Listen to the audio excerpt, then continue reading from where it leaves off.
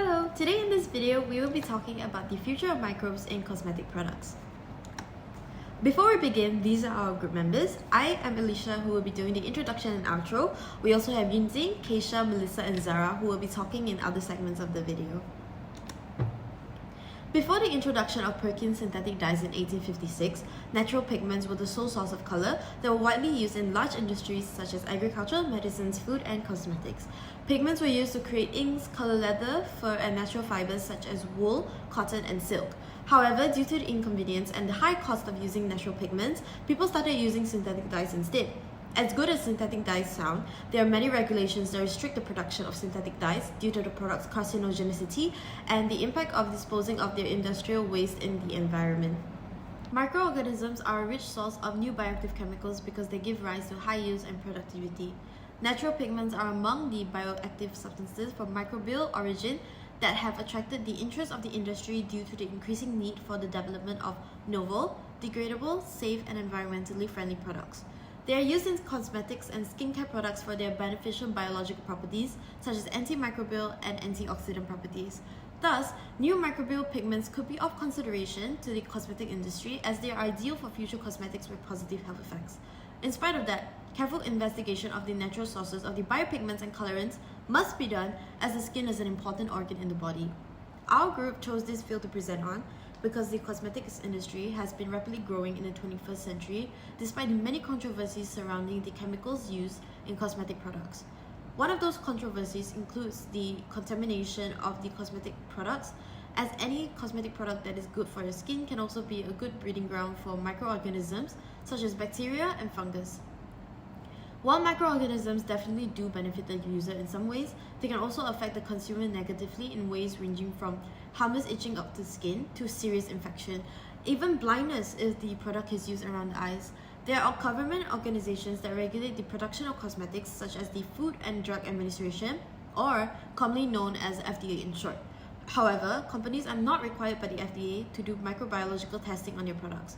Fortunately, most well-known companies recognize that setting tight tolerances on the finished goods allows the manufacturer to safely deliver cosmetics to the consumer market, and users can be assured that their cosmetics will maintain the degree of purity necessary for repeated use. We believe that everyone should have some general knowledge about the role of microbiology in their cosmetic products and also gain some knowledge on the future prospects of microbes in the upcoming decade. Hi, now I'm going to show you the taxonomy of the species DUNALIELLA salina. The kingdom is Plantae, the phylum is Chlorophyta, the class is Chlorophyceae, the order is Volvocaris, the family is Polybiotheridaceae, the genus is DUNALIELLA theodoresco. Now I'm going to explain the structure of DUNALIELLA salina. It is morphologically similar to Chlamydomonas reinhardti, which they both lack in cell wall and contractile vacuole, which makes them susceptible to osmotic pressure. Next, it has also biflagellate of equal length, which makes it motile. It has single cup-like chloroplast that contains a central pyrenoid surrounded by starch granules. Next, it is often ovoid, spherical, piriform, fusiform, or ellipsoid shape. It is also a halophile, which means they can grow in high saline conditions. Next is also a unicellular and photosynthetic organism. Next, I'm going to briefly explain about the characteristic of DUNALIELLA salina. DUNALIELLA salina has chloroplasts that can hold large amounts of beta-carotene, so that's why it is pink in color. The beta-carotene is stored in lipid globules in the chloroplast. Its size varies from 5 to 25 micrometer in length and from 3 to 30 micrometer in width. The accumulation of beta-carotenoids is to protect the cells in high light intensity environments by absorbing and dissipating excess light better than the chlorophyll can. As I explained just now, DUNALIELLA salina has no contractile vacuole. So how does it cope with the extreme saltiness and maintain the osmotic pressure? It doesn't have a cell wall. which allowing it to expand and contract to maintain a livable internal salt concentration. Next, it also produces high volumes of glycerol to balance out the pressure of the salt outside. Now, in this slide, I will show you the growth conditions of DUNALIELLA salina. It will accumulate carotenoids under various conditions of stress, which is high salinity, high light intensity, and low growth temperature. Next, it also favored moderately high salinities, which is 0.7 molarity, for optimum cell growth and the production of carotenoid. Next, it reproduces asexually, sexually, and through division of motile vegetative cells. Lastly, when undergo unfavorable conditions, which is affected by the salt concentrations, they will undergo sexual reproduction. Now, I'm going to explain about the roles of DUNALIELLA salina associated with human. Its biomass or extracts have a positive effect on the treatment of cardiovascular disease and cancer. Next, it is also rich in beta-carotenoid, which is a provitamin A, which can act as a powerful antioxidant due to the elevation of free radical quenching capabilities and its ability to protect cells from oxidative destruction.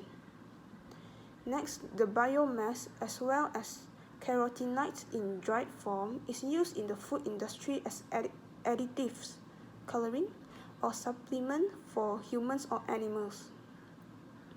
It is also used in cosmetic applications to protect the skin from damage and premature aging, including under intense solar exposure conditions. It has colorless carotenoids, which is phytoin and phytofluorine, which can protect us against UV and oxidative damage leading to premature aging and other disorders. It also has antioxidative, anti-inflammatory, and DNA protection activities properties. Microalgae are unicellular photosynthetic organisms with applications in the cosmetic industry among others that produce various compounds which are beneficial to human and animal health. Among these compounds are carotenoids, which are the most common colors in nature. Carotenoids are microalgal pigments found in photosynthetic bacteria, fungi, archaea, algae, plants, and animals. They come in the shades of yellow, orange, red, and purple with unique antioxidant and coloring properties. They were discovered in paprika, saffron, carrot juice, and fall leaves in the early years of the 19th century, leading to the discovery of the first carotenoid and its advantages. However, it was not until 1931 that Swiss scientist Paul Carré, who won the Nobel Prize in Chemistry for his discovery, identified the structure of beta-carotene. Since then, the number of described carotenoids has grown linearly at a rate of about 15 each year. Beta-carotene is a type of carotenoid which can be produced by DUNALIELLA salina. Beta-carotene itself has good anti-inflammatory and immunomodulatory effects. DUNALIELLA salina is a halotolerant chlorophyte that accumulates high contents of carotenoids under unfavorable growth conditions such as suboptimal temperatures, high light intensity, and high salt concentrations. This makes it one of the richest sources of natural carotenoids. In the cosmetic industry, beta-carotene is a strongly red-orange pigmented chemical compound belonging to the carotenes. It can be produced on a big scale, synthetically, or by fermentation. Additionally, photosynthetic bacteria break it down. Carotene's activity and that of vitamin A are closely connected. Together, they participate in a variety of bodily processes. They have a lot of use in the cosmetic sector because of the advantages of their use. Beta-carotene breaks down into provitamin A, which is the alcoholic form of vitamin A, in the presence of lyase and two water molecules. It is created when the molecule's double bond breaks down and one of the intermediate products is retinal. The conversion of retinal to vitamin A follows. Vitamin A and beta-carotene are employed in cosmetic industry because of their antioxidant qualities in hydrophobic environments.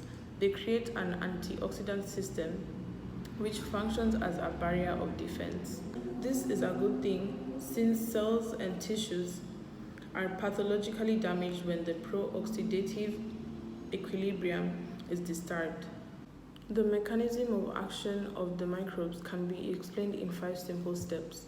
Number 1 would be absorption, where the beta-carotene is absorbed into the skin and stored in the fat tissue. It then binds to plasma proteins as it is rapidly converted into retinol after absorption, which is highly bound to many plasma proteins. After that, the retinol is metabolized into retinal and retinoic acid. The resulting products chelate, neutralize, and stabilize oxygen-free radicals and dissipate their energy. The unabsorbed carotene is then eliminated through excretion, which completes the process. Some of the examples of uses of DUNALIELLA SALINA in the cosmetic industry includes face lotion, anti-aging cream, shampoo, body soap, eyeshadow, lipstick, face makeup, and sun protection products. The reason DUNALIELLA SALINA is used in the cosmetic industry is because it produces a lot of natural compounds that are beneficial to humans.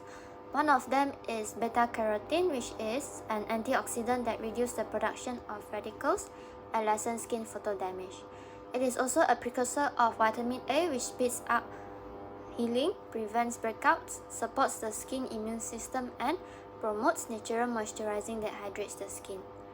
Besides that, DUNALIELLA SALINA also produces lutein, which is used as a natural colorant in cosmetic industries, as well as shield the skin from UV damage and prevent skin cancer and sunburn by inhibiting the manufacture of melanin. DUNALIELLA SALINA also produces a substance called lycopsid, which is a strong natural antioxidant that may be added to sunscreen since it can neutralize oxygen-free radicals and significantly affects skin roughness. Besides that, it also produces a substance called sporopollenin, which is used in skin hair care and sun protection products that combats wrinkles formed by skin aging or by exposure to sunlight. It is also a cosmetic active ingredient with a mattifying and or blurring effect. Furthermore, hydrophilic and colorless mycosporin-like amino acids are also produced by DUNALIELLA SALINA. They are used as a UV filter agent in sunscreen since they have a high capacity to absorb UV between 309 and 362 nanometer, making them a very broad spectrum sunscreen. They are also very stable because they are very resistant to heat, pH fluctuation, and different solvents. Besides that, vitamin B12 is also produced by DUNALIELLA SALINA, which can improve redness and itching in people suffering from atopic dermatitis. Lastly, glycerol and phenols are produced, which can be used to moisturize and smoothen skin. There are many future prospects of DUNALIELLA SALINA in the next 10 to 15 years. It has beneficial properties that can improve human body function and promote demand for the natural product. This will attract new producers into the mass production of DUNALIELLA SALINA for the use of other biotechnological purposes. The cultivation of DUNALIELLA in photobioreactors in diverse autotrophic, heterotrophic, and mixotrophic culture modes, as well as in the two-phase system, are another promising approaches which require further development to make them more competitive in the future in terms of economically. Researchers are considering using it as a biological source for mass production of high-value proteins such as vaccines, antibiotics, and enzymes. This is because it could open an interesting new aspect of microalgae biotechnology in the future. Biotechnological areas such as wastewater management programs, designing of biosensors, production of new antibiotic substances, and production of biofuels will make DUNALIELLA a main topic for many future research. Lastly, DUNALIELLA has antioxidant potential, which could be used in the food and medicine industry as well as producing dietary supplements. When talking about the future aspects, we also have to address the challenges. One of the most effective solutions for overcoming any challenges is to gain a better understanding of the metabolic pathways, the genetic engineering involved, and also the DNA sequencing. The industry needs to carry out more research to make many novel high-yield strains commercially available. One good example is the blue pigment. Blue pigments are useful but uncommon. Therefore, new sources of blue pigments need to be discovered, especially in terms of the compound's natural origin. In conclusion, the function of microbial pigment in the cosmetic industry will be further established with the use of many technologies. Therefore, safety concerns must be prioritized, and regulations must be implemented in order to produce healthier and safer cosmetic to fulfill the consumer demand. The future of microbial pigments will be more colorful and brighter if researchers improve purifications and extraction methods by looking into safer environmental methods and using less solvents and energy.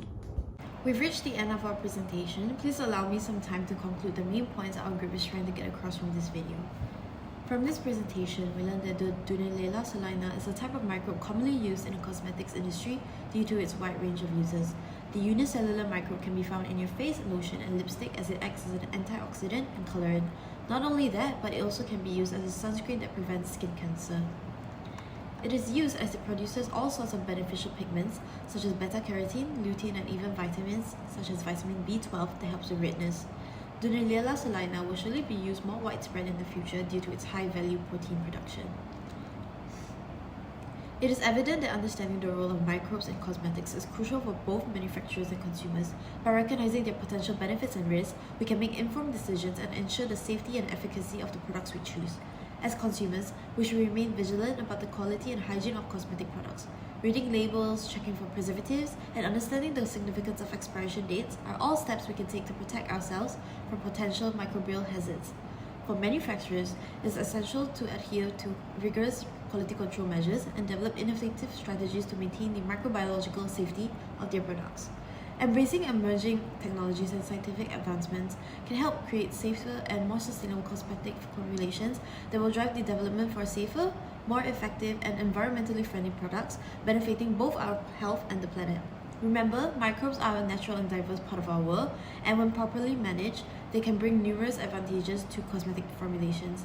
Let us embrace the fascinating world of microbial science as we move forward, ensuring that beauty and safety go hand in hand. Thank you once again for your time and attention, and we hope that you enjoyed the video.